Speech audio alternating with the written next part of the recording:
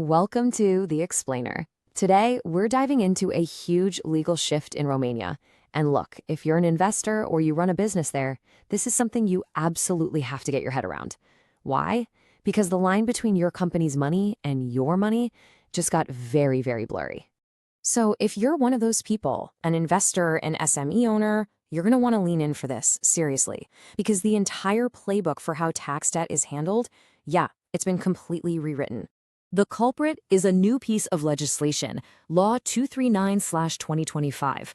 And let me be clear, this isn't some tiny tweak to the tax code. It's a massive structural change that basically punches a hole in that limited liability wall you thought was protecting you.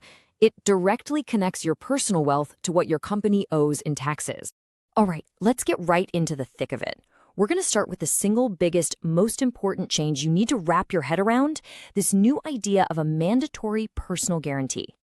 You know, for as long as we can remember, the whole point of a limited liability company was that beautiful shield it gave you. Your personal assets, your house, your savings were safe from company debts.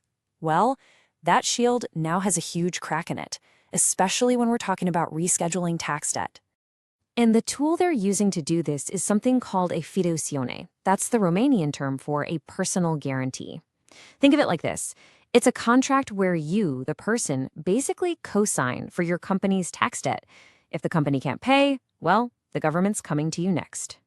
Okay, so the big question is, who exactly has to put their name on the line? Is it just any old director or shareholder? The answer is no. It's actually much more specific. They're going after the person who's really pulling the strings. We're talking about the person with effective control, which 9 times out of 10 means the ultimate beneficial owner, the UBO. So if you're the one with the real power to make the big decisions, you're the one in their sights. So how does this actually happen? It's a pretty straightforward and frankly scary 4-step process. It starts when your company needs to reschedule its tax debt. The tax authority says, okay, but we want a personal guarantee. You, the UBO, sign a document in front of a notary, and boom, just like that, your personal assets are now on the hook for the company's tax bill. Okay, so let's get practical. How does this all fit into the actual options you have when it comes to rescheduling debt? Because things have really changed here. Essentially, the government is giving you a choice, a pretty stark one. You've got 2 paths. Path 1 is simplified rescheduling. The big plus, no personal guarantee required. The catch, it's only for smaller debts, and you're going to pay a way higher interest rate. Path 2 is classic rescheduling.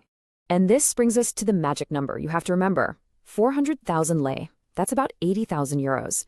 If your company's tax debt goes even 1 lei over that amount, the simplified option, the one without the personal guarantee, it's off the table. You are automatically forced down the classic path, and that personal guarantee becomes non-negotiable. But listen, it's not just about the guarantees. The entire regulatory environment has gotten so much tougher. The safety net that businesses used to have, it's shrinking fast. Here's a perfect example. In the old days, if you were on a rescheduling plan and a new tax bill popped up, you had a pretty generous 180 days to sort it out. That's 6 months. Well, that buffer has been slashed. Now you have just 60 days. That's it. The clock is ticking much, much faster. So what happens if you can't make that super tight 60-day deadline?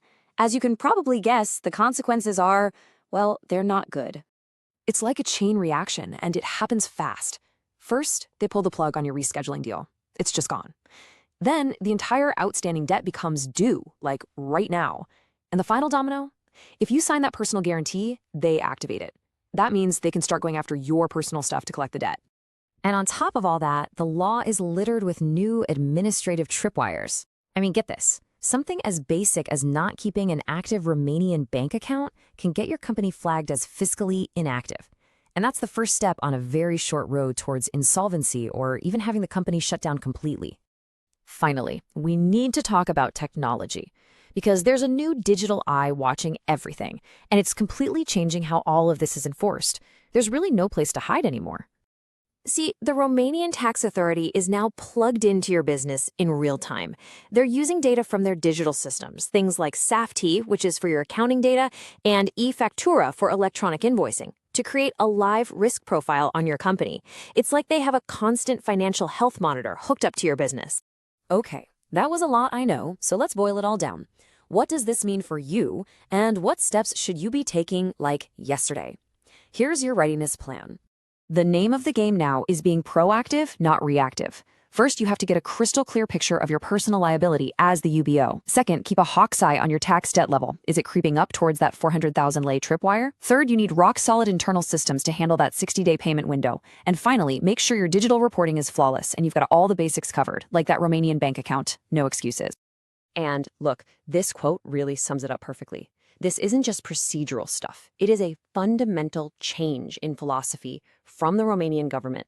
They are deliberately shifting the burden of responsibility from the faceless company to the actual person in charge.